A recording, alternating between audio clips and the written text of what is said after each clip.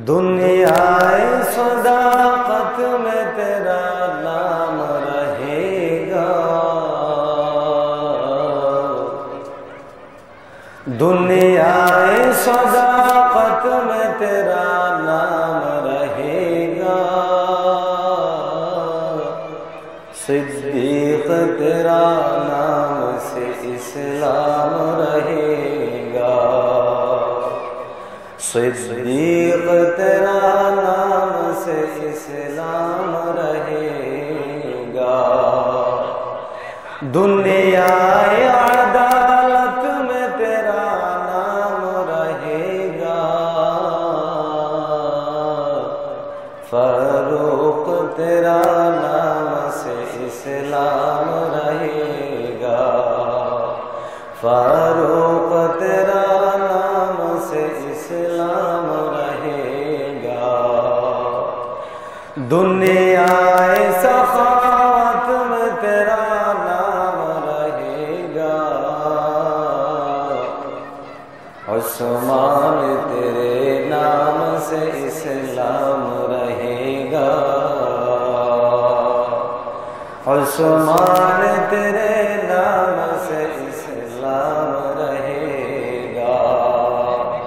दुनियाए शुजाअत में तेरा नाम रहेगा। दुनियाए शुजाअत में तेरा नाम रहेगा। हैदर तेरा नाम से इस्लाम रहेगा। हैदर तेरा नाम से इस्लाम। আজকে যে আলোচ্য বিষয় আশুরা সম্পর্কে আমরা জানি, এখন যে মাস চলে এই মাসটা আরবি মাস হলো মুহররম। মাসের নাম কি?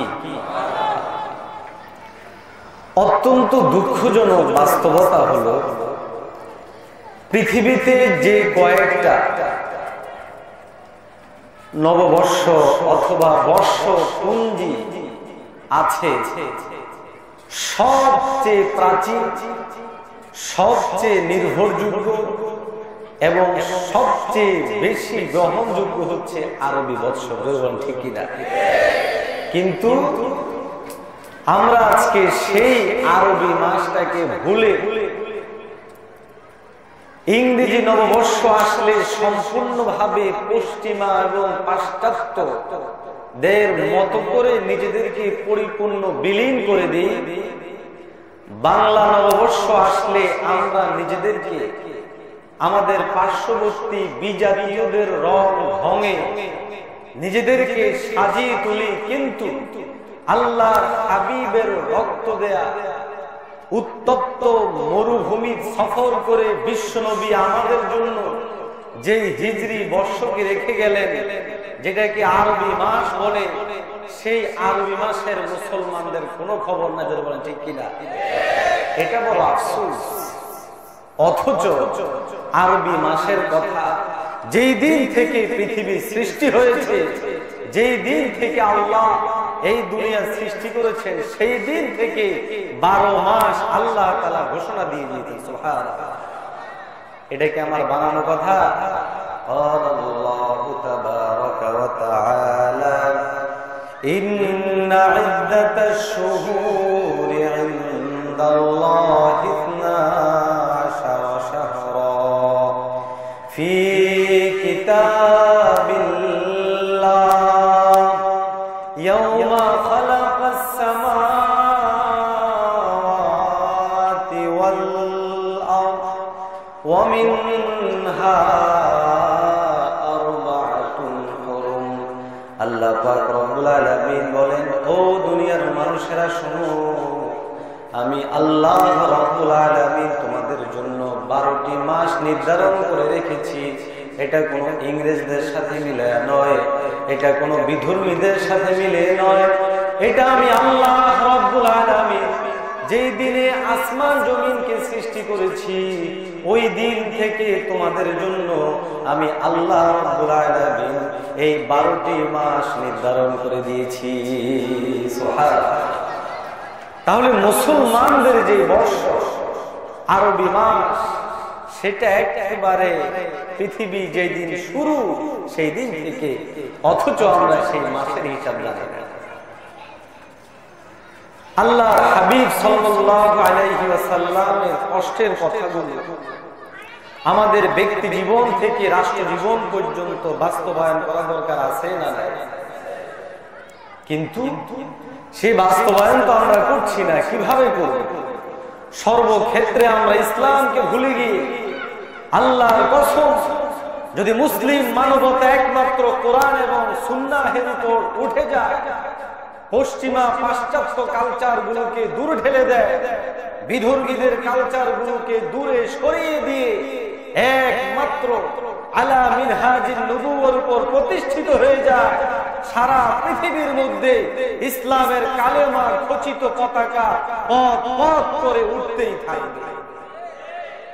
কিন্তু সেটা যেন না হতে পারে, এই জন্য আমাদের শিক্ষার উপর আগ্রাসন, আমাদের সংস্কৃতির উপর আগ্রাসন, আমাদের ধর্মীয় অনুভূতির উপরে আগ্রাসন, ধর্ম পালনের উপর যাবতীয় আগ্রাসন করে করে আমাদেরকে নিচ্ছিন্ন এবং বিলীন করে দেওয়ার চেষ্টা করা হচ্ছে, ঠিক কিনা?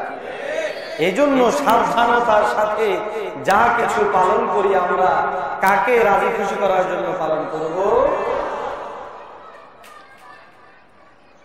আল্লাহ যদি সন্তুষ্ট হয়ে যায়, পৃথিবীর সমস্ত অসন্তুষ্টি আমাদের কিছুই করতে পারবে। তাহলে এক নাম্বার আমরা বুঝলাম যে আমাদেরকে আরবি মাসের হিসাব জানা দরকার আছে না নাই? এটা ফরজে কিফায়া, ফরজে কিফায়া আমাদের জানা। এই জন্য প্রিয় ভাইদের প্রতি বলবো, বিশ্ব নবীর প্রতি ভালোবাসা, আল্লাহর হাবিবের সাহাবায়ে কেরামদের প্রতি ভালোবাসা আমরা যদি পরিপূর্ণ উজাড় করে না দিই, আমরা মুসলমান হতে পারবো? এই জন্য আরবি মাসের হিসাব আমাদের জানা দরকার। দ্বিতীয় নাম্বার হলো, এই মুহররমুল হারাম একটি বিশেষ দিন আছে, যে দিনকে বলা হয় আশুরা। দিবসটার নাম কি? একটু মুখ খুলে বলেন, কি? আশুরা। এটা মূলত বাংলা ভাষা নয়। আশুরা এটা একটা আরবি শব্দ। আশারুন মানে হচ্ছে 10, আশুরা মানে হলে 10। আশুরা মানে কত? 10। ইসলামে রোজার বিধান ফরজ করার আগ পর্যন্ত আশুরা রোজা ফরজ ছিল। সুবহানাল্লাহ। এই আশুরা তথা মুহররমের 10 তারিখে আল্লাহ তাআলা পৃথিবীতে এরকম অনেক ঘটনা ঘটিয়েছেন, যেগুলো ঐতিহাসিকভাবে বড় আশ্চর্য ঘটনা। কিন্তু অনেক সময় দেখা যায় মানুষ হিসেবে আমরা পিছনের সব কিছু ভুলে নতুন করে যেটা পাই ওইটাকে পালন করতে গিয়ে অতীতের সমস্ত কিছু ভুলে বাড়াবাড়ি করা শুরু করি। কি করা শুরু করি ভাই? ইসলাম হুয়া দ্বীনুল ওয়াসাতু মা বাইনাল ইফরাত ওয়াত তাফরীত। ইসলামের মধ্যে বাড়াবাড়িও নাই, ছাড়াছাড়িও নাই, বরং মাঝামাঝি, বরং কি মাঝামাঝি। এই আশুরা ঐতিহাসিকভাবে আমাদের কাছে খুব গুরুত্ব রাখে। আপনারা যদি কোনো ইতিহাস খুঁজে দেখেন, তাহলে সেটাকে শুধুমাত্র ব্যথা কিংবা মাতমের দিবস হিসেবে আমরা খুঁজে পাবো না, বরং ওইটার মধ্যে আমরা আল্লাহর কুদরতি পায়ে সেজদা করার মতো বহু ঘটনাও পাওয়া যাবে। যদি বলি আল্লাহু আকবার।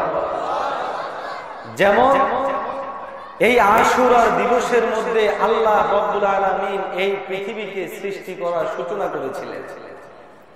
এই আশুরাতে মুহররমের 10 তারিখে মহান রব্বে কারীম পৃথিবীতে সর্বপ্রথম বৃষ্টি বর্ষণ করেছিলেন।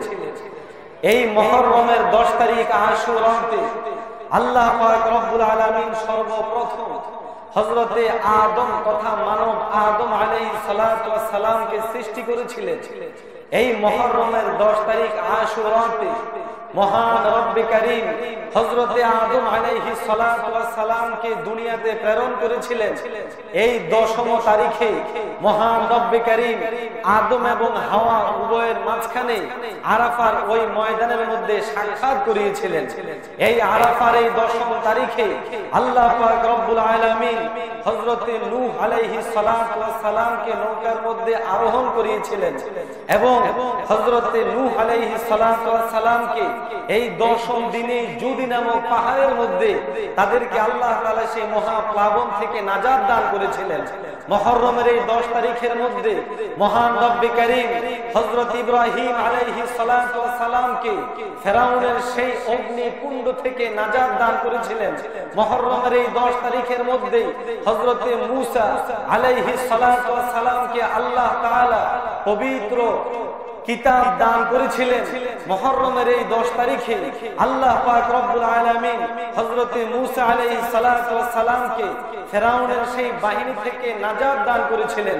মুহররমের এই 10 তারিখের মধ্যে মহান রব্বে কারীম হযরত ইউনূস আলাইহিস সালাতু ওয়াস সালামকে মাছের পেট থেকে নাজাত দান করেছিলেন।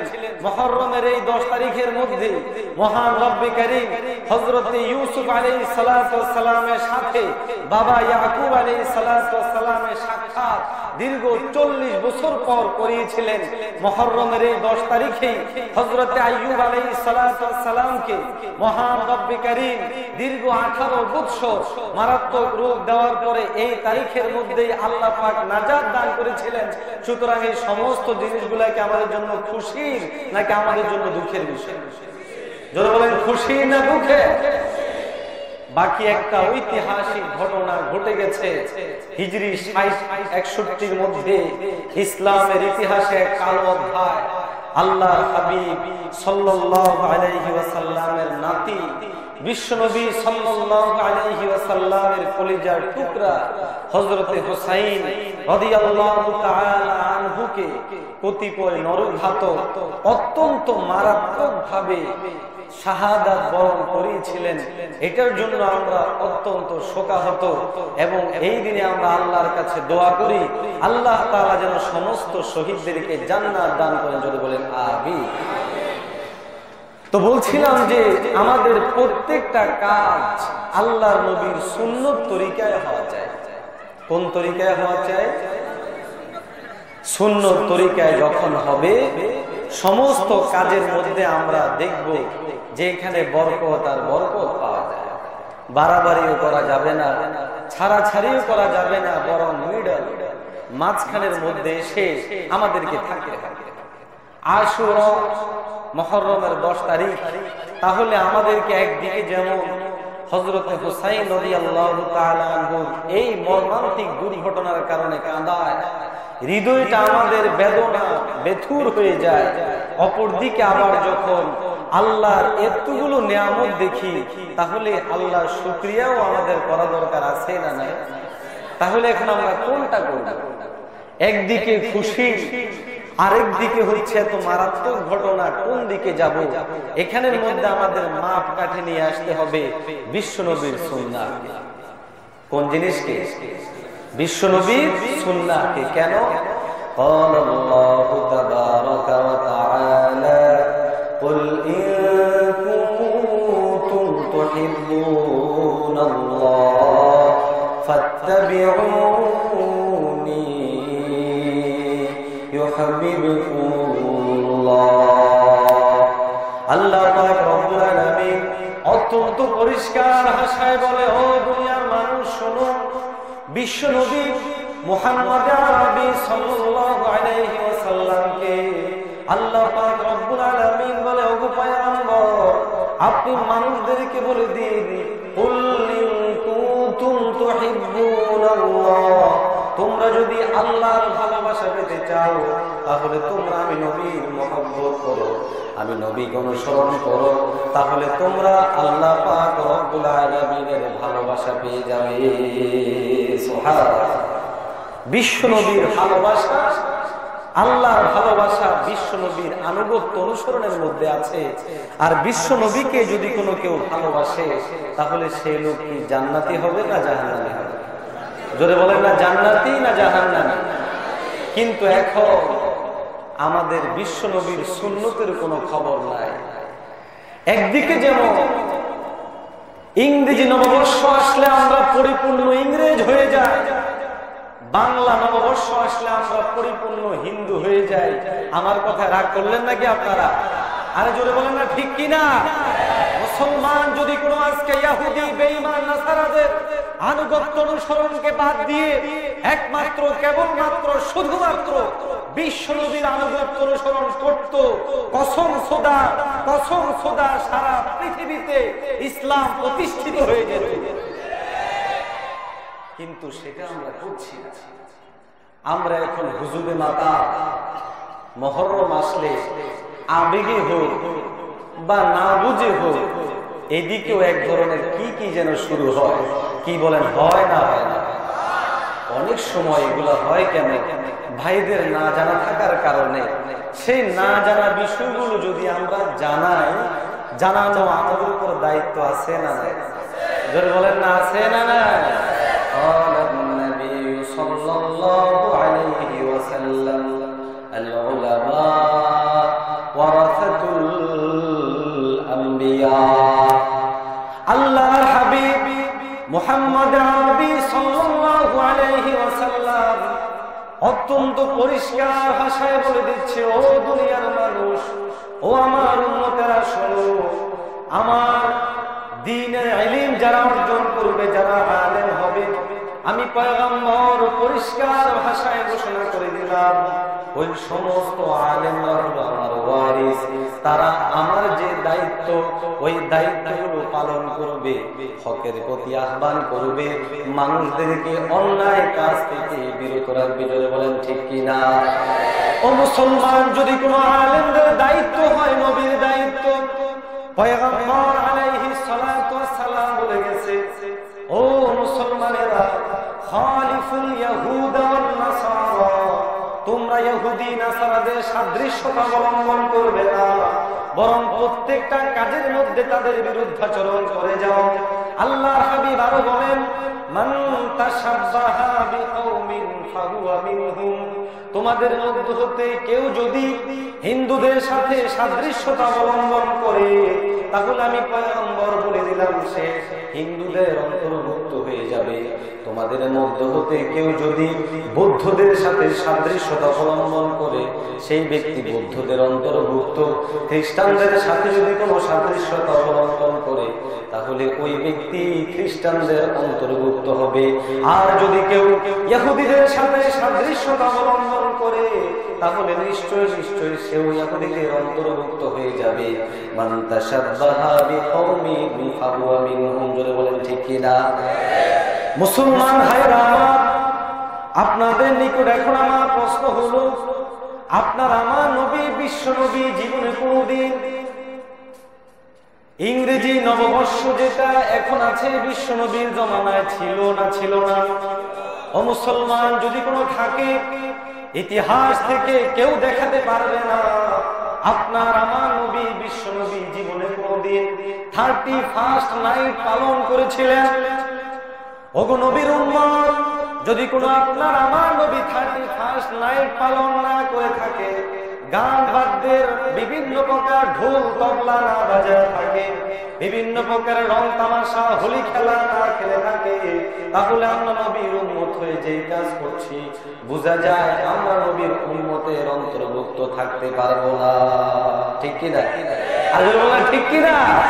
কিন্তু এখন যে পরিবেশ সৃষ্টি হয়েছে, আল্লাহর কসম কেটে বলি, পশ্চিমের সভ্যতাকে আমরা যদি মজবুত হস্তে দমন করতে না পারি, 31st নাইট গুলোতে আমার বোনের উপর যে নির্যাতনটা করা হচ্ছে, বিভিন্ন টেলিভিশন মিডিয়ার মধ্যে যে সচিত্র বিভিন্ন প্রকারের নগ্ন জিনিস দেখানো হচ্ছে, এটা আমার মা বোনদেরকে লাঞ্ছনা করা হয় না? হয় না?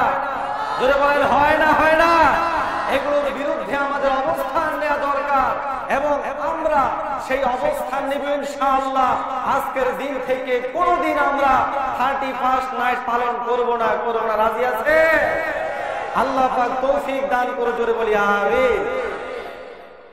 বাকি রইল আরেকটা, বাংলা নববর্ষ। কি বলেন, ঠিক কিনা? এটার ব্যাপারে বললে অতি বাঙালি যারা তারা আবার বলবে যে হুজুর কি শুরু করলো, এটা কোন আবার পাকিস্তানি কিনা, ঠিক কিনা? ভাই আমার 14 গোষ্ঠীর সকলেই বাংলাদেশী। এই দেশ 313 আউলিয়ার দেশ, এই দেশ শাহজালালের দেশ, এই দেশ গৌর গোবিন্দের দেশ নয়। এই দেশ হতে পারে হিন্দু ভাইরা থাকবে, কিন্তু তাদের তিলক আমাদের মুসলমানদের এই কপালের মধ্যে উঠতে দেব না ইনশাআল্লাহ। তিলক কেন উঠবে আমার মায়ের কপালে? আমি কেন পান্তা ইলিশ খাবো? আমি কেন হোলি খেলা খেলবো? এটা কি মুসলমানদের আদর্শ? ধরে বলে মুসলমানের আদর্শ। আরেকটা নববর্ষ রয়ে গেল মুহররম, আরবি নববর্ষ। এখানের মধ্যেও আমাদেরকে সতর্ক হওয়া চাই। ইসলাম মুসলমানদের ওই সমস্ত জিনিস যেইগুলো আমি মসজিদে করতে পারি না, সেইগুলো সাধারণ জায়গায় করা যায় হবে। বিভিন্ন জিনিস যে বাজানো হয় সেটা মসজিদে বাজানো যায়, বাজালে কি জায়েজ হয় না হারাম হয়? আল্লাহ নবী জীবনে কোনোদিন বাজাইছে? সাহাবায়ে কেরাম বাজাইছে? হাদিসের মধ্যে আছে, কোরআনের মধ্যে আছে। ও মুসলমান, যদি কোনো কোরআনুল হাকিমের মধ্যে না থাকে, যদি কোনো আল্লাহর হাবিব না করে থাকেন, যদি কোনো সাহাবায়ে কেরাম না করে থাকেন, যদি কোনো ওলি আউলিয়া গাউস কুতুবেরা না করে থাকেন, মুসলমান হাতে ধরে বলি, পায়ে ধরে বলি, না না ওই সমস্ত কাজগুলা করো না, যে সমস্ত কাজগুলা আমার নবীর সুন্নাহর উপর গিয়ে আঘাত দেয়, ঠিক কিনা? বিশ্ব নবী ইসলাম কত সুন্দর শিক্ষা দিয়েছে, ইজাল মুসলিমি হারাম। আরেক মুসলমান ভাইকে কষ্ট দেওয়া হালাল না। হুজুর এত কড়া কথা বললেন না, মিলে ঝুলে থাকেন, মিশে মিশে থাকেন, যে যেমনি চলার চলুক, এরকম বলে যে লোক আছে না? কবি বড় সুন্দর করে বলেছেন, হাফেজ আগার মুসলমাহি সুলহুকুম বা খাসা বা মুসলমান আল্লাহ আল্লাহ বা হুনুদারা মারা। হাফেজ আগার মুসলমাহি সুলহুকুম বা খাসা বা মুসলমান আল্লাহ আল্লাহ বা হুনুদারা মারা। কবি বড় সুন্দর করে বলে, ও মুমিন মুসলমান, কতিপয় মুসলমান এমন আছে সকলের সাথে তালগোল মিলে চলো, মসজিদের মধ্যে গেলে জিকির করো, মন্দিরের মধ্যে গেলে রাম রাম বলো, বৌদ্ধদের ওইখানের মধ্যে গেলে ঠাকুর ঠাকুর বলো, খ্রিস্টানদের ওইখানের মধ্যে গেলে গড় গড় বলো, আরো বিভিন্ন জায়গার মধ্যে গেলে বিভিন্ন কিছু বলো। মুসলমান, এটা কোনোদিন মুসলমানের আদর্শ হতে পারে না। ধরে বলেন ঠিক কিনা? মুসলমানের আদর্শ তো হবে সম্পূর্ণ সঠিক ও সুন্দর এবং এমন নৈতিক আদর্শ, যেই নৈতিক আদর্শ আমাদেরকে জান্নাতের পথের দিকে নিয়ে যাবে। তাহলে এখন আমরা দেখি আশুরার এই দিনে আমাদের নবী, প্রিয় নবী, বিশ্ব নবী কি কাজ করেছেন। عن أبي هريرة رضي الله تعالى عنه قال مر النبي صلى الله عليه وسلم بأناس। সাহাবী রাসূল হযরত আবু হুরায়রা রাদিয়াল্লাহু তাআলা আনহু বলেন, পয়গম্বর মুহাম্মদ আরবি সাল্লাল্লাহু আলাইহি ওয়াসাল্লাম একদিন ইহুদিদের একটি কওমের পাশ দিয়ে যাচ্ছিলেন। বিশ্বনবী তখন গিয়ে দেখলেন লোকগুলা রোজা রেখেছে। বিশ্বনবী তাদেরকে জিজ্ঞাসা করলেন, ও আমার ভাইরা, তোমরা কিসের রোজা রেখেছো? তখন তারা প্রতি উত্তরে বলল, ও মুহাম্মদ, হযরত মূসা আলাইহিস সালাতু ওয়াস সালামকে আল্লাহ পাক রব্বুল আলামিন এই দিনে ফেরাউনের বাহিনী থেকে নাজাত দান করেছিলেন, ইব্রাহিম আলাইহিস সালাতু ওয়াস সালামকে আগুন থেকে নাজাত দান করেছিলেন, এই জন্য আমরা এই দিনের মধ্যে রোজা রাখি। আল্লাহর হাবিব তখন প্রতি উত্তরে তাদেরকে বলল, আহাব্বু বিমূসা, ও ইহুদি ভাইরা, যদি কোনো তোমরা হযরত মূসা আলাইহিস সালাতু ওয়াস সালামকে নাজাত দেওয়ার কারণে তোমরা রোজা রেখে থাকো, তাহলে আমি অবশ্যই মূসার থেকেও বেশি হকদার এবং রোজা রাখার ব্যাপারে বেশি হকদার। ফামারা আসহাবাহু বিসসাওম, আল্লাহ আল্লাহর হাবিব সাল্লাল্লাহু আলাইহি ওয়াসাল্লাম সঙ্গে সঙ্গে সাহাবায়ে কেরামদেরকে ঘোষণা করে দিলেন, ও আমার সাহাবারা শোনো শোনো, যখন মুহররমের 10 তারিখ আসে তখন তোমরা সকলে রোজা রাখো। সুবহানাল্লাহ।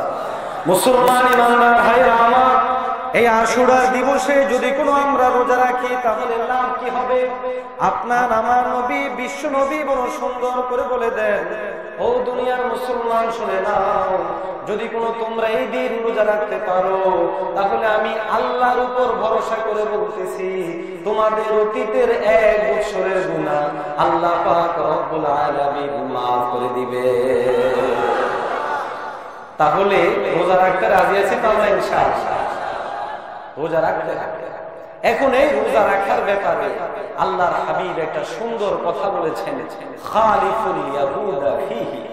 কিন্তু এই রোজা যে রাখবে একটা নয়, 2টা। কয়টা? অর্থাৎ 10 তারিখের সাথে 9 তারিখ অথবা পরবর্তী দিনের সাথে মিলিয়ে 2টা রোজা রাখবে। কিন্তু আজকে ওরা আফসোসের সাথে বলতে হয়, বিভিন্ন বিষয় নিয়ে যখন ইহুদি নাসারাদের সাদৃশ্যতার বিপরীতে কথা বলা হয়, আমাদের কিছু ভাই তখন অতিমাত্রায় আমাদেরকে আজে বাজে কথা বলা শুরু করে। যেমন ইসলামের নির্দিষ্ট একটা পোশাক আছে না? আরে জোরে বলেন না, আছে না? কিন্তু যখন বলা হয় যে মুসলমানদের নির্দিষ্ট পোশাক আছে, প্রথমে বলে নাই।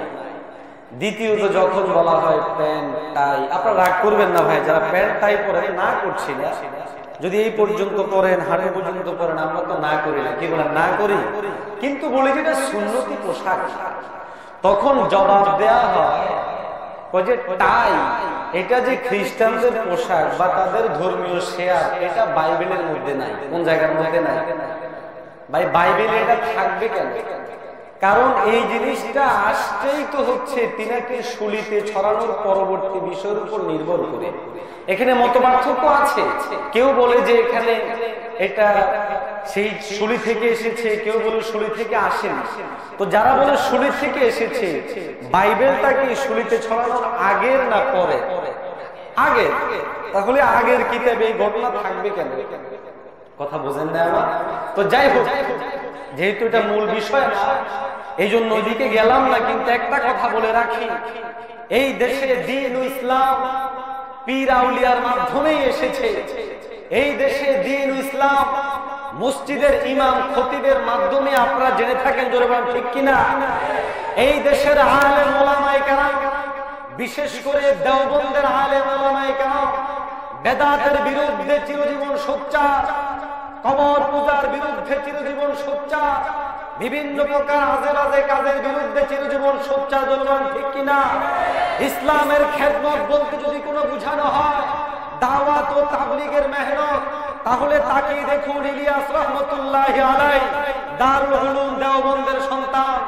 যদি কোনো দ্বীনের মেহনত বলতে বোঝানো হয় হক্কানি পীর মুরিদের মেহনতকে, তাহলে হাকিমুল উম্মাহ থানবী রাহমাতুল্লাহি আলাইহি দারুল উলুম দেওবন্দের সন্তান।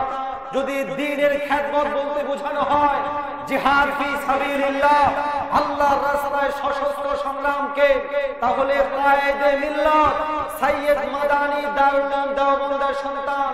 যদি কোন সর্বক্ষেত্রে কেতাবত তথা লিখনিকে বুঝাইতে বোঝানো হয় দ্বীনের খেদমত, তাহলে এই ব্যক্তিবর্গ সবগুলো দারুল উলুম দেওবন্দের সন্তান। সুতরাং এই দেশে ইসলাম টিকে থাকবে ইনশাআল্লাহ আলেম ওলামায়ে কেরামের মাধ্যমে। অন্যান্যরা মাঝে মধ্যে ঝলক দিয়ে আসবে, ফলক দিয়ে শেষ হয়ে যাবে, ঠিক কিনা?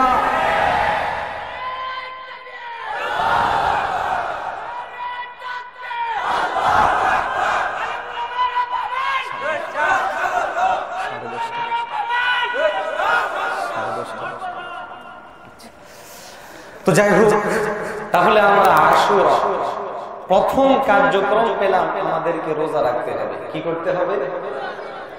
দ্বিতীয় নাম্বার যে জিনিসটা একটু স্মরণ রাখা চাই সেটা হলো বিশ্ব নবীর প্রতি এবং বিশ্ব নবীর বংশের প্রতি আমাদের সর্বোচ্চ পর্যায়ের ভালোবাসা থাকতে হবে, ঠিক কিনা? আল্লাহর হাবিবের উপর অথবা তার বংশের ব্যাপারে যদি আমাদের ভালোবাসা না থাকে আমরা ঈমানদার থাকবো? এটা কি আমার কথা না হাদিসের কথা? قال النبي صلى الله عليه وسلم لا يؤمن أحدكم حتى أكون أحب إليه من والده وولده والناس أجمعين আল্লাহ হাবিব মুহাম্মদ আরবি সাল্লাল্লাহু আলাইহি ওয়াসাল্লাম অত্যন্ত পরিষ্কার ভাষায় ঘোষণা করছে, ও মুমিন, পরিষ্কার ভাষায় বলছে, শোনো, ততক্ষণ পর্যন্ত তোমরা পরিপূর্ণ ঈমানদার হতে পারবে না, ঈমানদার হতে পারবে না যতক্ষণ পর্যন্ত না আমি নবীকে তোমাদের জান থেকে, জীবন থেকে, সম্পদ থেকে, সমস্ত জিনিস থেকে বেশি ভালো না বাসবে, ততক্ষণ পর্যন্ত তোমরা পরিপূর্ণ মুমিন হতে পারবে না। সুবহানাল্লাহ।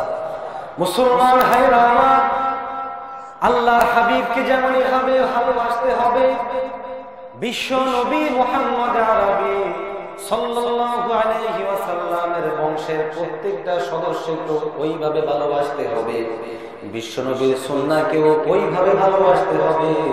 বিশ্ব নবীর সমস্ত কাজগুলাকে মনোপ্রাণ দিয়ে যদি কোনো ভালোবাসি, তাহলে ওই অবস্থার মধ্যে আমরা হব সুন্নি, ঠিক কিনা? এখন সিন্নি খাওয়ার নাম হয়ে গেছে সুন্নি, কি বলে, ঠিক কিনা?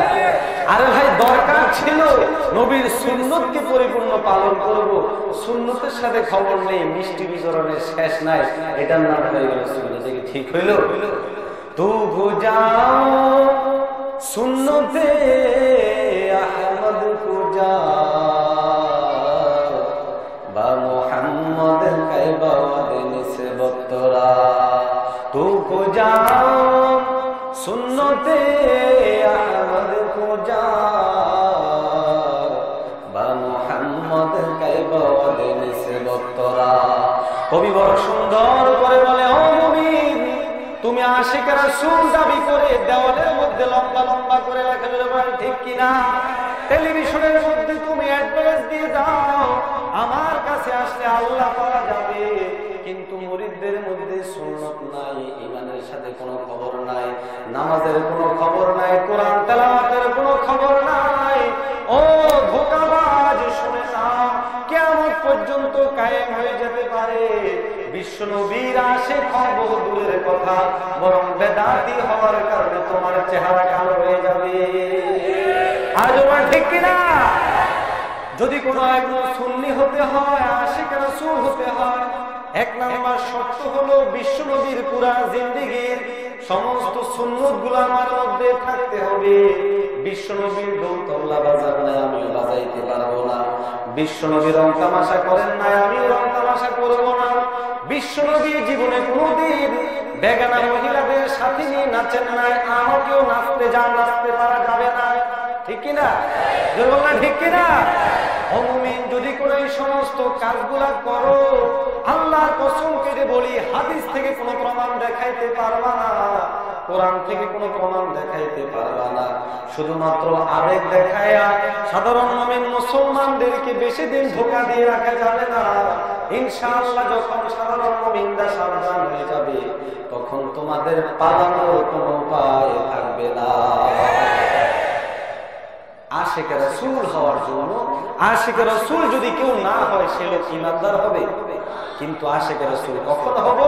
যখন আমার গায়ের মধ্যে সুন্দর দাড়ি থাকবে, মাথার মধ্যে সুন্দর সুশোভিত পাগড়ি হবে, 5 ওয়াক্ত নামাজ আমি ঠিক মতো পড়বো, মেসওয়াক করবো, তখন আমি এক নাম্বার আশিক রাসূল, ঠিক কি না? পাশাপাশি কি করতে হবে? আল্লাহর হাবিবের গোত্রীয় সবাইকে ভালোবাসতে হবে। আল্লাহর হাবিব ভালোবাসা শিখে গেছে। আহা, এরকম মানুষ পৃথিবীতে আরেকজন আসবে ভাই? ওয়ামা আরসালনা ইল্লা রাহমাতাল লিল আলামিন। আল্লাহ সুন্দর করে বলে, ও দুনিয়ার মানুষেরা শোনো, বিশ্ব নবী তিনি বড় রহমত, বরকতের নবী, সারা দুনিয়ার মানুষদের জন্য রহমত। এই নবী তো ওই নবী যেই নবী জীবনে কোনোদিন শত্রুকেও ইচ্ছা করে কোনোদিন কষ্ট দেয় না। এই নবী তো ওই নবী যেই নবী জীবনে কোনোদিন কাফের বেঈমানদের বিরুদ্ধেও কোনোদিন পারতপক্ষে কথা বলে না। আমার নবী মুহাম্মদ যখন নবীর কষ্ট দেওয়া হলো, ইমানের দাওয়াত দেওয়ার কারণে যখন নবীর সারা শরীর ঝরঝর করে দেওয়া হলো, সেই দিনেও বিশ্ব নবী একমাত্র কেবলমাত্র শুধুমাত্র বলেছেন উম্মতি উম্মতি উম্মতি, আমার উম্মত আমার উম্মত আমার উম্মত। ওই নবীর সুন্নতগুলো যদি পালন না করা হয়, বিভিন্নভাবে উলট পালট করা হয়, হে নবী তুমি আশিক রাসূল হইতে পারবা না, বরং তুমি হয়ে যাইবা আশিকে শয়তান। তাহলে সাবধানতার সাথে নবীর সব সুন্নতগুলো আমরা পালন করতে রাজি আছি তো ইনশাআল্লাহ। ভাই আমার কথা আপনারা কষ্ট পাচ্ছে? আমি নির্দিষ্ট কাউকে বলছি না, বুঝার জন্য বলছি। আজকে ইসলামের নাম দিয়ে কত রকম ধোঁকা চলছে না চলে না? আর জোরে বলেন, চলছে না চলে না? আল্লাহর হাবিব মুহাম্মদ আরবিকে ভালোবাসতে হবে, তার বংশের লোকদেরকেও ভালোবাসতে হবে, যেমনটা নবীজি শিখায় গেছেন। আল্লাহর হাবিব হযরত হুসাইনকে কেমন ভালোবাসতেন তারিখের কিতাবের মধ্যে লেখে, বিশ্বনবী যখন নামাজের মধ্যে দাঁড়াতেন, হযরত হুসাইন নানা জানের কোলের মধ্যে ওঠার জন্য, কাঁধে ওঠার জন্য তখন চেষ্টা করত। ওই মুমিন মুসলমান, ছোট বাচ্চাদেরকে কিভাবে আদর করতে হবে আপনার আমার নবী আমাদেরকে শিখায় গেছেন। বিশ্বনবী সিজদার মধ্যে যখন যাইতেন, হযরত হুসাইন রাদিয়াল্লাহু তাআলা বিশ্বনবীর ঘাড়ের উপর উঠে যেতেন। আল্লাহর হাবিব তখন ওই সিজদার মধ্যে পড়ে থাকতেন। যতক্ষণ পর্যন্ত হুসাইন না নামতো, ততক্ষণ পর্যন্ত বিশ্বনবী সিজদা থেকে উঠতেন না। সুবহানাল্লাহ। আল্লাহর হাবিব হাসান এবং হুসাইনের ব্যাপারে বড় সুন্দর বলেছেন। আল্লাহর হাবিব বলেন, মান আহাব্বাল হাসানা ওয়াল হুসাইনা ফাকাদ আহাব্বানি ওয়া মান আবগাযাহুমা ফাকাদ আবগাযানি।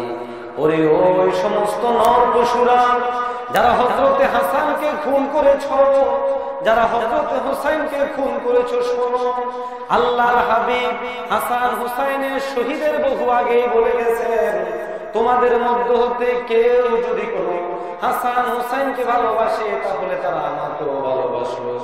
আর যদি কোনো নরপশু আমার হাসান হুসাইনকে ভালো না বাসে, তাদের সাথে কোনো জুলুম করে, তাদের সাথে কোনো অত্যাচার করে, তাহলে পয়গম্বর বিশ্বনবী পরিষ্কার ভাষায় ঘোষণা দিয়ে গেছেন, শোনো রে ও দুনিয়ার বেঈমানেরা, তাহলে তারা কেমন যেন আমার সাথে দুশমনি করলো।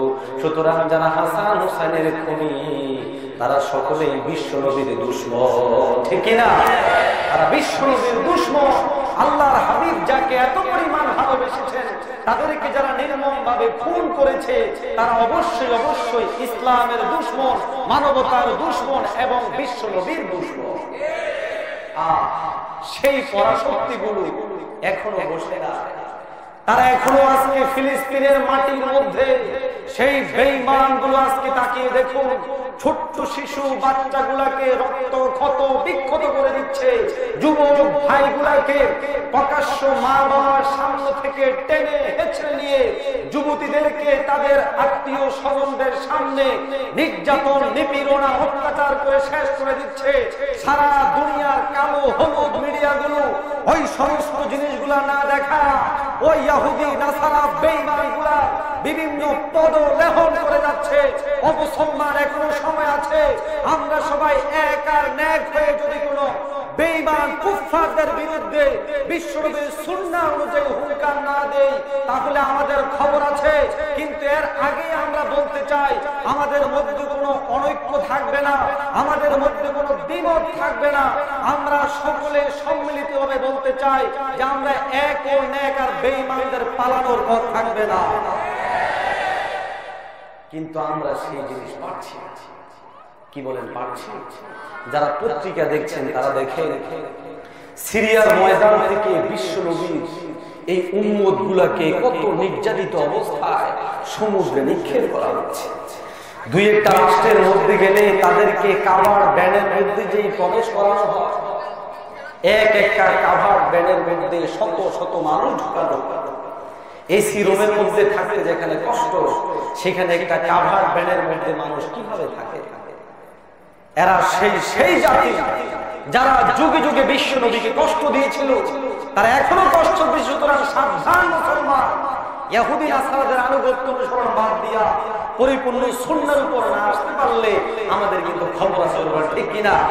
সুতরাং সাবধানতার সাথে আমাদের ফিরে আসা চাই, আসতে হবে বিশ্ব নবীর সুন্নাহের উপর, আসতে হবে আমাদেরকে মক্কা মদিনার সেই আদর্শিক সুন্নতের উপর। কি বলেন, পারা যাবে তো ইনশাআল্লাহ? না আমেরিকা না লন্ডন সে হো हमें उशाक काबा कर खुदाया, हमें उशाक काबा कर खुदाया, न जर्मन से न जाफा से हो निस्बत, हमें मस्ते मदीना कर खुदाया। কবি বড় সুন্দর করে বলেছ, মুসলমান আজকে তুমি আমেরিকা প্রবাসী হলে নিজেকে তুমি বহু দামি মনে করো, আজকে তুমি লন্ডন প্রবাসী হলে নিজেকে বহু দামি মনে করো, আজকে তুমি জাপানের প্রতিবেশী হতে পারলে নিজেকে বহু দামি মনে করলে মুসলমান, না না, তোমার নেসবত যেন ওই দিকে না হয়, তোমার আমার নেসবত হবে মক্কা এবং মদিনার সাথে, ঠিক কিনা? মক্কা এবং মদিনার সাথে যদি সম্পর্ক হয় তাহলে সম্পর্ক হয়ে যাবে বিশ্ব নবীর সাথে, বিশ্ব নবীর সাথে সম্পর্ক হয়ে গেলে আমাদের ঠিকানা হয়ে যাবে ডাইরেক্ট জান্নাতুল সুবহানাল্লাহ। সুতরাং জান্নাতে রাজি আছে না নাকি আর লন্ডন প্রীতি আমেরিকা প্রীতি? দেখুন, লন্ডন আমেরিকার মধ্যেও মুসলমান আছে না? আমরা সেই সমস্ত মুসলমানদেরকে ভালোবাসি। ইসলাম সেই মানবতার ধর্ম যেটা কোনোদিন কাউকে অন্যায় ভাবে কিছু করতে বলে না, কিন্তু আমাদের উপর কেউ যদি কোনো ঘাট চাপায় আসে তাহলে ওই বেঈমানদেরকেও ছাড় দেওয়া হবে না, হবে না। সাথে পীর সাহেবের কাছে মুরিদ হয়েছে, পীর সাহেব বলছে কাউকে কামড় দিও না, কি করো না? আরে জোরে বলেন না, কি করবে না? কামড় দিও না। এখন ছোট একটা বাচ্চা পাইলে সেও একটা গুতা দেয়, আরো ছোট বাচ্চা পাইলে একটা বাড়ি মারে। সাপের অবস্থা কাহিনী, সাপের অবস্থা কি? পীর সাহেবের কাছে গিয়ে বলে, হুজুর মুরিদ হয়েছিলাম আপনার কাছে সুখে শান্তিতে থাকার জন্য, এখন অবস্থা খুব খারাপ। এখন অবস্থা কি? পীর সাহেব তখন বলল, বেটা তোমাকে কামড় দিতে নিষেধ করেছি, শো মারতে তো আর নিষেধ করি নাই, শো তুমি মারো না কেন? মুসলমান, ইসলাম মানবতার ধর্ম, আপন জায়গায় ঠিক। ইসলাম শান্তির ধর্ম, আপন জায়গায় ঠিক। ইসলাম কোন প্রকারের জঙ্গি কার্যক্রম সমর্থন করে না, এই কথাটাও ঠিক। ইসলাম অন্যায় ভাবে মসজিদে বোমাবাজি সমর্থন করে না, এই কথাটাও ঠিক। ইসলাম উলট পালট কাজকে পছন্দ করে না, এই কথাটাও ঠিক। আবার এটাও ঠিক, কেউ যদি ইসলামের দিকে আঙ্গুল তুলে তাকায় সেই আঙ্গুল ভেঙে দেওয়া হবে। যদি কোন মুখ ইসলামের বিরুদ্ধে চলে সেই মুখকে সেলাই করে দেওয়া হবে। যদি কোন চোখ ইসলামের বিরুদ্ধে রাঙা হয়ে ওঠে সেই চোখকে উপড়ে ফেলা হবে। যদি কোন বেঈমানের বাচ্চা ইসলামকে নিয়ে কোন মন্তব্য করার চেষ্টা করে তার গর্দান উড়িয়ে দেওয়া হবে। সুতরাং মানবতার ধর্ম ইসলাম মানে হচ্ছে, এটার ফলাফল হচ্ছে শান্তি। ফলাফল হচ্ছে কি? এখন আমাদেরকে কয় শান্তি, তো আপনাদের সবে শান্তি, চুপচাপে না থাকবেন, এরকম বলে যে লোক আছে না? আজও লোক আছে না? আশ্চর্য কথা। শান্তি তো শান্তি, পুলিশের কাজ শান্তি করা, র্যাবের কাজ শান্তি করা, কি বলে ঠিক কিনা? সেনাবাহিনীর কাজ শান্তি করা, কিন্তু তাদের সবার কাছে যে মেশিনটা আছে এটা দিয়ে কি শান্তি হয় না অশান্তি হয়? আসলে শান্তি হয়, কিন্তু শান্তি করতে হইলে রোগ যেরকম মেডিসিন দেওয়া লাগে না, লাগে না। এই জিনিস না হইলে আরেক দেশের লোক হামলা করবে, পুলিশের হাতে লাঠি না থাকলে চোরকে সোজা করা যাবে। এই জন্য ইসলাম জিহাদের বিধান দিয়ে দিয়ে পরিষ্কার দিয়েছে, পুলিশের হাতে থাকা সেই রাইফেলের মতো আর্মির হাতে থাকা সেই অস্ত্রের মতো এবং বিভিন্ন লাঠির মতো হচ্ছে ইসলামের জিহাদের বিধান। আমরা সেই জিনিস ছেড়ে দিয়েছি, এই জন্য আফগানের মুসলমান আজকে নির্যাতিত। সেই জিনিস ছেড়ে দেওয়া হয়েছে, এই জন্য ফিলিস্তিনের মুসলমান নির্যাতিত। সেই জিনিস ছেড়ে দেওয়ার কারণে লেবাননের মুসলমান নির্যাতিত, আফগানের মুসলমান নির্যাতিত, ইরাকের মুসলমান নির্যাতিত, ইরানের মুসলমান নির্যাতিত। সেই জিনিসকে আবার যদি মুসলমান আদর্শিকভাবে ফিরিয়ে আনতে পারে, শান্তি প্রবাহিত হবে ইনশাআল্লাহ। সুতরাং আশুরা আমাদেরকে শিক্ষা দেয়, কি শিক্ষা দেয়? ইব্রাহিম আলাইহিস সালাতু ওয়াস সালাম ইস্পাত কঠিন আগুনের মধ্যে নিক্ষিপ্ত হলেন, কিন্তু বেঈমানের কাছে তিনি মাথা নত করেছেন। কথা বলে না, করেছেন? হযরত মূসা আলাইহিস সালাতু ওয়াস সালাম সামনে বিরাট বড় সমুদ্র, কিন্তু একত্ববাদ এবং আল্লাহর উপর বিশ্বাস করে সমুদ্রে ঝাঁপ দিয়েছেন না দেন না? হযরত ইউনূস আলাইহিস সালাতু ওয়াস সালাম নিজের জীবনকে উৎসর্গিত করেছেন মাছের পেটের মধ্যে সন্তুষ্টি কাকে করার জন্য? আর যদি বলেন কাকে করার জন্য? ইসলাম এটাই শিক্ষা দেয়, আশুরা এটাই শিক্ষা দেয় যে ইসলাম ও মুসলমানদের দুশমনদের বিপরীতে ইস্পাত কঠিন মজবুতির সাথে আমরা তাদের প্রতিবাদ প্রতিরোধ করব। জেল আসুক, জুলুম আসুক, অত্যাচার আসুক, যত কিছুই হয় প্রয়োজনে হযরতে হুসাইনের মতো নিজের জীবন বিলীন করে দিব, তারপরে বেঈমানদের সামনে মাথা নত করব।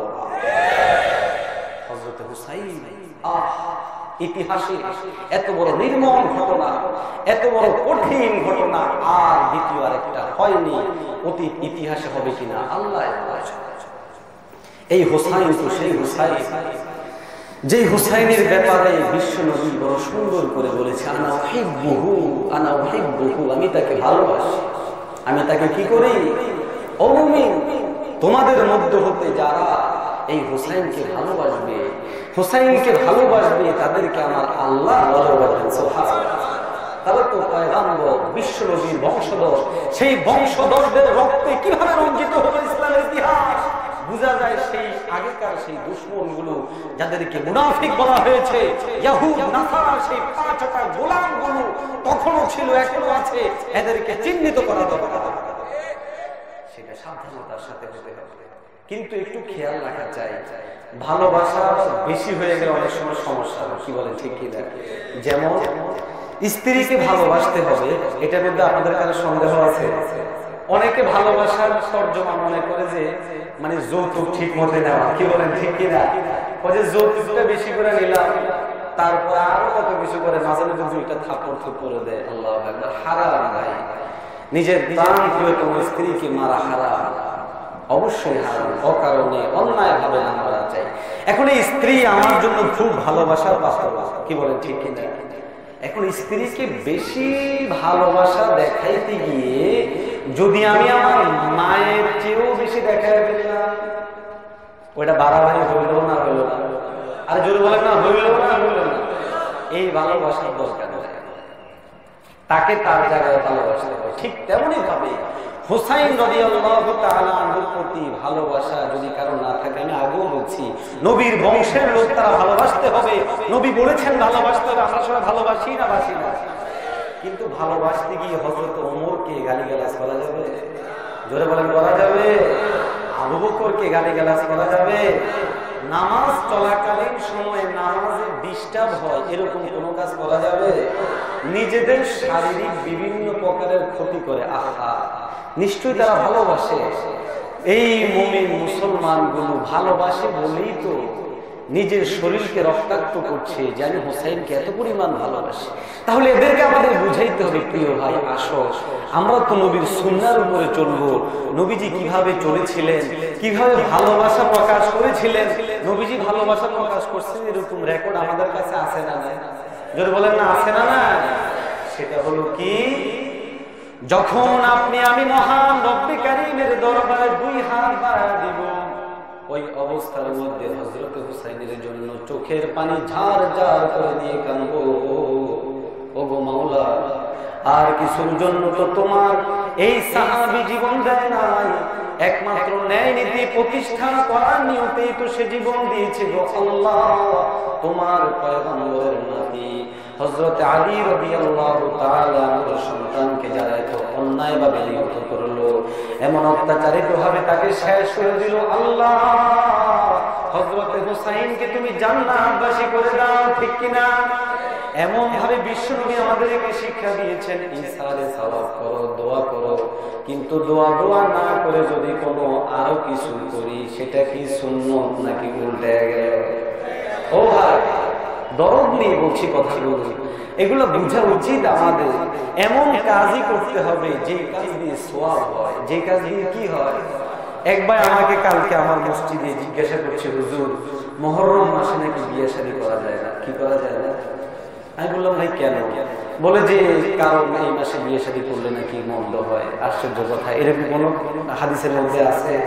এটা একটা আবেগ, কিন্তু সেই আবেগটা হয়তো কোনো ভালোবাসা থেকে, যেই ভালোবাসাটা আসলে ঠিক মতো থাকা দরকার ছিল, এটা একটু লাইন ছুট হয়ে যাচ্ছে। কি হয়ে যাচ্ছে? হযরত সাহাবায়ে কেরামদের সবাইকে আমরা একভাবে ভালোবাসবো, কি বলেন, ঠিক কিনা? কেন? আমাদের আকীদা হলো আস-সাহাবাতু কুল্লুহুম উদুল, সমস্ত সাহাবায়ে কেরাম ছিলেন ন্যায়পরায়ণ। সমস্ত সাহাবায়ে কেরাম কি ন্যায়পরায়ণ?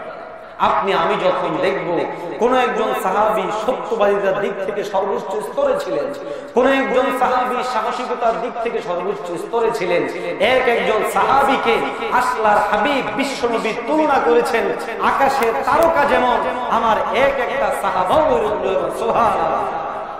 قال النبي صلى الله عليه وسلم أصحابي كالنجوم بأيهم اهتديتم اهتديتم। আল্লাহর হাবিব সরওয়ারে কায়নাত মুহাম্মদ আরবি সাল্লাল্লাহু আলাইহি ওয়াসাল্লাম বড় পরিষ্কার ভাষায় বলে, ওরে ও দুনিয়ার মুসলমান, হযরত আবু বকর রাদিয়াল্লাহু তাআলা আনহু থেকে নিয়ে 1 লক্ষের অধিক যত সাহাবায়ে কেরামগণ দুনিয়ার মধ্যে ছিল, সমস্ত সাহাবাদের ব্যাপারে আমি নবীজি তোমাদের জন্য পরিষ্কার সার্টিফিকেট দিয়ে গেলাম। তার প্রত্যেকটা সাহাবী হলো ওই আকাশের তারকার মতো। তোমরা যদি কোনো একটা সাহাবার আনুগত্য অনুসরণ করতে পারো, তাহলে তোমরা অবশ্যই হেদায়েতের পথ পেয়ে যাবে এবং তোমরা জান্নাতের পথ পেয়ে যাবে। সুবহানাল্লাহ। दुनियाए सदाकत में तेरा नाम रहेगा, सिद्दीक तेरा नाम से इस्लाम रहेगा, दुनियाए अदालत में तेरा नाम रहेगा, फारूक तेरा नाम से इस्लाम रहेगा, दुनियाए सखावत में तेरा नाम रहेगा, उस्मान तेरे नाम से इस्लाम रहेगा, दुनियाए शुजाअत में तेरा नाम रहेगा, हैदर तेरे नाम से इस्लाम रहेगा।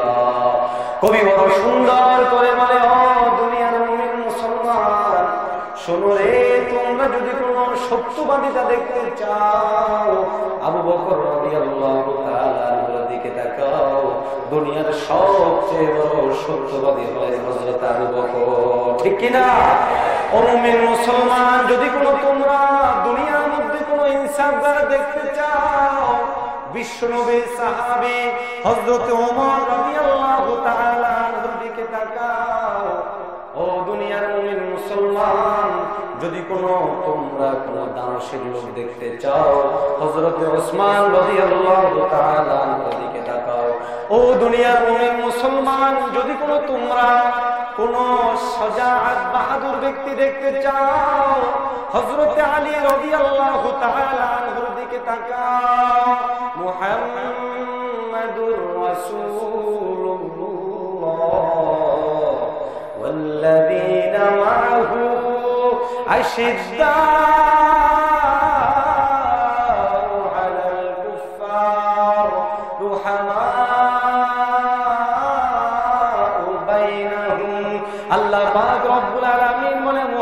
তো মুহাম্মদ, মুহাম্মদের আর কি পরিচয় তোমাদের কাছে দিব?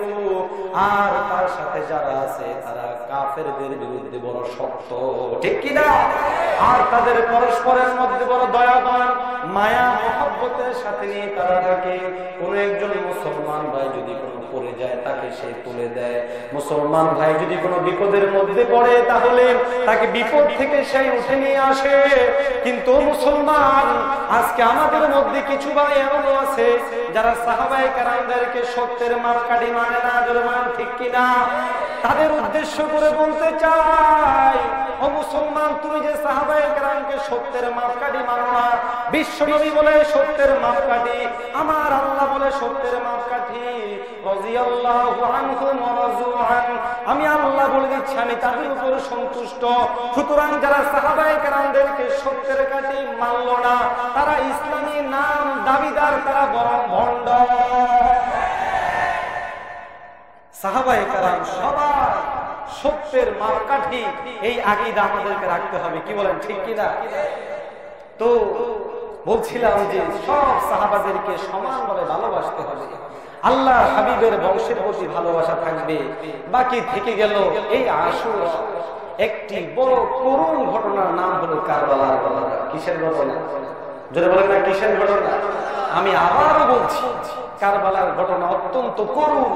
এটার জন্য আমরা সবাই ব্যথিত, দুঃখিত, বহুত নিন্দা জানাই ওই সমস্ত বেঈমানদের, নর পশুদের যারা বিশ্বনবীর কলিজার টুকরা হুসাইনকে শহীদ করেছে, যারা বিশ্বনবীর কলিজার টুকরা বংশকে খণ্ড বিখণ্ড করে দিয়েছে, যারা বিশ্বনবীর রেখে যাওয়া সেই আমানতের খেয়ানত করে একমাত্র কেবলমাত্র শুধুমাত্র ক্ষমতার লোভে লোভাতুর হয়ে আল্লাহর হাবিবের কলিজার টুকরার উপরে আঘাত করতে বিন্দু পরিমাণ তার কলিজা কাঁপে নেয়, তাদেরকে আমরা নিন্দা জানাই না? নিন্দা জানাই না?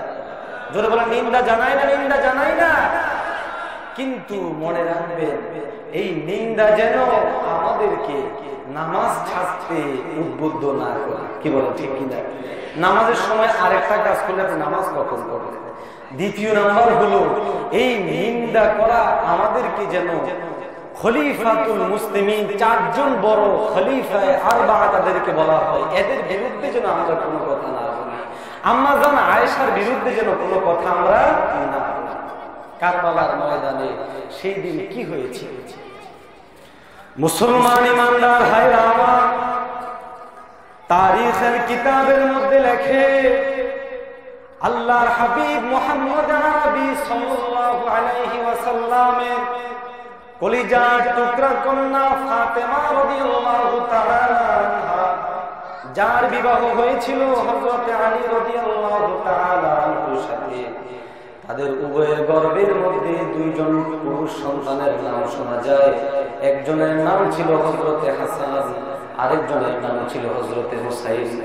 হযরতে হুসাইন রাদিয়াল্লাহু তাআলা আনহু ইসলামের ইতিহাসে এক বিরাট বড় উজ্জ্বল নক্ষত্র, সার্বিক দিক থেকে যার বড় পারদর্শিতা ছিল, যিনি সর্বদিক থেকে বড় উপযুক্ত ছিলেন, আল্লাহর হাবিব মুহাম্মদ আরবি সাল্লাল্লাহু আলাইহি ওয়াসাল্লামের একজন সাহাবী আমিরে মুআবিয়া রাদিয়াল্লাহু তাআলা আনহু, কাতিবে ওয়াহী, অত্যন্ত ন্যায়পরায়ণ, বিচক্ষণ এবং সত্যের উপর প্রতিষ্ঠিত একজন সাহাবী। তার যখন মৃত্যুর সময় ঘনিয়ে আসলো, তিনি পরামর্শ করলেন কি করা যায়, কাকে খলিফাতুল মুসলিমিন বানানো যায়। লোকদের পক্ষ থেকে বিভিন্ন প্রস্তাব আসলেও আল্লাহর কসম হযরত আমিরে মুআবিয়া রাদিয়াল্লাহু তাআলা আনহু কোনদিন ইয়াজিদকে চাননি ক্ষমতার মসনদে বসাতে। কিন্তু চতুর্দিক থেকে যখন পরামর্শ আসলো আমিরে মুআবিয়া ইয়াজিদকে বসানো হোক, তখন ইয়াজিদকে ক্ষমতার মসনদে বসানো হলো। ওইদিকে আমিরে মুআবিয়া রাদিয়াল্লাহু তাআলা আনহু লোকদেরকে হযরত ইয়াজিদের হাতের উপর তখন তিনি বায়াত গ্রহণ করা আরম্ভ করে দিলেন। কিন্তু মক্কা মদিনা সাহাবায়ে কেরাম বললেন, না না, আমরা ইয়াজিদের হাতে বায়াত গ্রহণ করতে পারি না, বরং মুআবিয়া যদি জীবনে শেষ হয়ে যায়, মারা যায়, দুনিয়া থেকে চলে যায়, আমরা ভিন্ন সিদ্ধান্ত গ্রহণ করব, এই বলে তারা সকলেই ওই সময় বায়াত গ্রহণ করা থেকে বিরত থাকলো। কথা বুঝে আসছে? মক্কা মদিনা বৃহৎ সাহাবাদের একটা অংশ তারা বিরত থাকলেন যে না, আমরা ইয়াজিদের হাতে বায়াত করব। তখন আমিরে মুআবিয়া, জোরে বলেন রাদিয়াল্লাহু তাআলা আনহু, আরো জোরে বলেন রাদিয়াল্লাহু তাআলা আনহু, আমার সাথে সাথে স্বীকৃতি দেন। আমিরে মুআবিয়া ন্যায়পরায়ণ ছিলেন, জোরে বলেন ঠিক। আমিরে মুআবিয়া কাতিবে ওয়াহী ছিলেন, ন্যায়পরায়ণ ছিলেন, তার সাথে কোনো তুলনাও করা যাবে না, ওনার বিরুদ্ধেও কোনো কথা বলা যাবে, জোরে বলেন বলা যাবে। এটা আল্লাহর নবীর নিষেধ। যারা আমিরে মুআবিয়াকে নিয়ে কটূক্তি করে, গাজওয়ায় বিভিন্ন যুদ্ধকে কেন্দ্র করে বিভিন্ন মন্তব্য করার চেষ্টা করে, এরা ভ্রান্ত এবং ভণ্ড। ঠিক কিনা?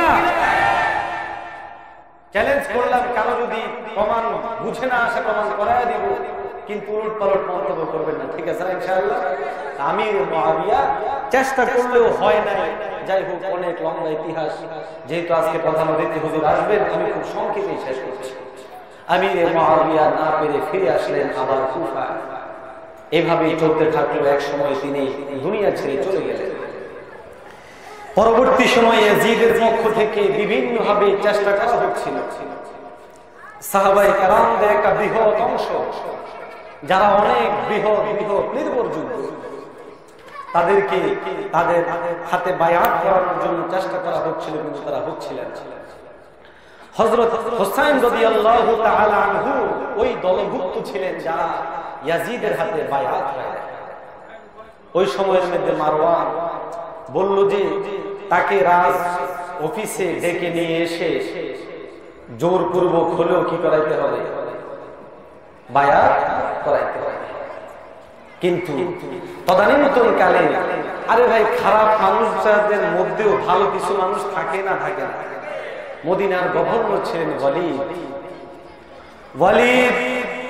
মারওয়ানকে ডাক দিয়ে বলে, ও মারওয়ান, যদি কোনো আমার হাতে দুনিয়ার সমস্ত ক্ষমতাগুলো দিয়ে দেওয়া হয়, যদি কোনো দুনিয়ার সমস্ত ধনভাণ্ডারগুলো আমার হাতে দিয়ে দেওয়া হয়, আর এর মধ্যে বিরাজমান আমার পক্ষে পশ্চিমকালেও তাকে আঘাত করা সম্ভব হবে না। প্রয়োজনে আমি আমার ক্ষমতার মসনদ থেকে নেমে যেতে পারি। ওয়ালিদের এই কথা শুনে মারওয়ান খুব রাগান্বিত হলেন, কিন্তু কিছুই করার ছিল না।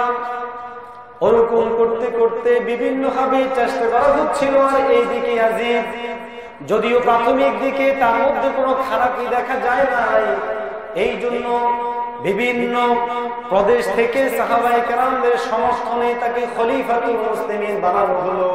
কিন্তু সে খলিফাতুল মুসলিমিন হওয়ার পর যখন মুমিন মুসলমান রাজ্জাদের উপর বিভিন্ন প্রকারের অত্যাচার আরম্ভ করে দিল, কুফাবাসীদের পক্ষ থেকে বিভিন্ন চিঠি প্রেরণ করা হলো হযরত হুসাইনের কাছে, হুসাইন, আপনি জীবিত থাকা অবস্থার মধ্যে পয়গম্বরের বংশধর, জীবিত থাকা অবস্থার মধ্যে আমরা ইয়াজিদের মতো একজন জালেমের হাত থেকে নিষ্কৃতি পেতে চাই। আমরা আপনাকে এখানে মেহমান হিসেবে আনতে চাই, আপনার হাতে বায়াত করতে চাই। এই জন্য হযরত হুসাইন রাদিয়াল্লাহু তাআলা উম্মতের দরদ নিয়া মানুষদের ঈমান ও আমানের হেফাজতের জন্য এবং ইসলামের হেফাজতের জন্য তিনি রওনা দিলেন। পথিমধ্যে সাহাবায়ে কেরামদের মধ্যে হযরত আব্দুল্লাহ ইবনে আব্বাস রাদিয়াল্লাহু তাআলা আনহু তিনবার নিষেধ করলেন, ও হুসাইন, যেও না কুফার দিকে যেও না, সেখানে গেলে ফলাফল ভালো হবে না। হুসাইন রাদিয়াল্লাহু তাআলা আনহু বললেন, কিন্তু ওই যে মাজলুম মানবতার আর্তনাদ, আমাকে তো জবাব দিতে হবে, এই জন্য আমি যেতে হবে। মুসলমান ইমানদার ভাইরা আমার, হযরত ইবনে আব্বাস রাদিয়াল্লাহু তাআলা আনহু তিনবার নিষেধ করার পরেও যখন দেখলেন যে না, পয়গম্বরের নাতি অবশ্যই যাবে, তখন তিনি বললেন, যাও, কিন্তু সাবধান থেকো, তোমার উপরে যেন কোনো জুলুম অত্যাচার নেবে না আসে। হযরত হুসাইন রাদিয়াল্লাহু তাআলা আনহু কুফার দিকে রওনা হয়ে গেলেন। পথিমধ্যে আরব কবি ফারাজদাকের সাথে তার দেখা হলো। ফারাজদাকের সাথে দেখা হলে জিজ্ঞাসা করলেন, ফারাজদা, কোন জায়গা থেকে আসছো? তিনি বললেন আমি কুফা থেকে আসতেছি। হযরত হুসাইন বললেন সেখানকার মাজলুম মুসলমানদের কি অবস্থা? তখন ফারাজদার কবিতা আবৃত্তি করবে বলল হুসাইন তাদের অবস্থা যদিও খুব মাজলুম অবস্থায়, কিন্তু তারা কিন্তু আপনার বিরুদ্ধে অস্ত্র হাতে তুলে নেবে। হযরত হুসাইন বললেন আল্লাহর উপর ভরসা, সামনের দিকে চলি, হায়াত মত কার হাতে? আর জোরে বলেন কার হাতে? হযরত হুসাইন সামনের দিকে এগিয়ে যায়। এই খবর যখন মক্কার গভর্নর হযরত আব্দুল্লাহ ইবনে জাফর পেলেন, তখন তিনি আটকে উঠলেন। সঙ্গে সঙ্গে তিনি তার দূতকে প্রেরণ করে দিয়ে বললেন যাও যাও হযরত হুসাইনকে ফিরিয়ে নিয়ে এসো। চিঠির মধ্যে লিখে দিলেন হুসাইন কুফার লোকদের ব্যাপারে আমি বেশি অবগত, আপনি যে পথে রওনা দিয়েছেন সেখান থেকে আপনি ফিরে আসেন, আপনার জন্য ভালো হবে। আমি আপনার জীবনের ভালো কামনা করি হুসাইন, আপনি ফিরে আসেন ফিরে আসেন। ওই অবস্থার মধ্যে হযরত হুসাইন খুব একটা দামি কথা বলেছে। হযরত হুসাইন প্রতি উত্তরের মধ্যে বলল গভর্নর আমি তো নিজের ইচ্ছায় রওনা দিই নাই, বরং আমি স্বপ্ন যুগে আমার নানা জানকে দেখি। জোরে বলুন আল্লাহু আকবার। স্বপ্ন যুগে তো আমি আমার নানা জানকে দেখেছি, আমি নানা জানকে দেখেছি, নানা জানের আদেশে আমি ওই জায়গার মধ্যে যাই। সাহাবায়ে কেরামদের পক্ষ থেকে অনেক জোরাজুরি করা হলো কি স্বপ্ন কি স্বপ্ন। হুসাইন রাদিয়াল্লাহু তাআলা বলে দীর্ঘ সময় পর্যন্ত আমি যে স্বপ্ন কারো কাছে বলি নাই, ওই স্বপ্ন এখন তোমাদের কারো কাছে বলবো না। হযরত হুসাইনের দৃঢ়প্রত্যয় দেখে ওই ব্যক্তিও ফিরে গেলেন। হযরত হুসাইন সম্মুখে অগ্রসর হইতে লাগলো। এইদিকে কুফা ইয়াজিদের কাছে খবর পৌঁছে গেল। ইয়াজিদ তখন কুফার গভর্নর যিনি ছিলেন তার কাছে চিঠি লিখে পাঠালেন যে যাও যে কোনো মূল্যেই হোক হুসাইনকে এই জায়গার মধ্যে থেকে ফেরাও। বিন জিয়াদ তখন সে হযরত হুসাইন রাদিয়াল্লাহু তাআলা আনহুকে ফেরানোর জন্য কয়েকজন লোককে প্রেরণ করলেন। তাদের মধ্যে একজনের নাম ছিল হুর ইবনে ইয়াজিদ। ওই হুর ইবনে ইয়াজিদ বিশ্বনবী সাল্লাল্লাহু আলাইহি ওয়াসাল্লামের একজন খাঁটি মুসলমান ছিলেন। তিনি হুসাইন রাদিয়াল্লাহু তাআলা আনহুর কাছে এসে অত্যন্ত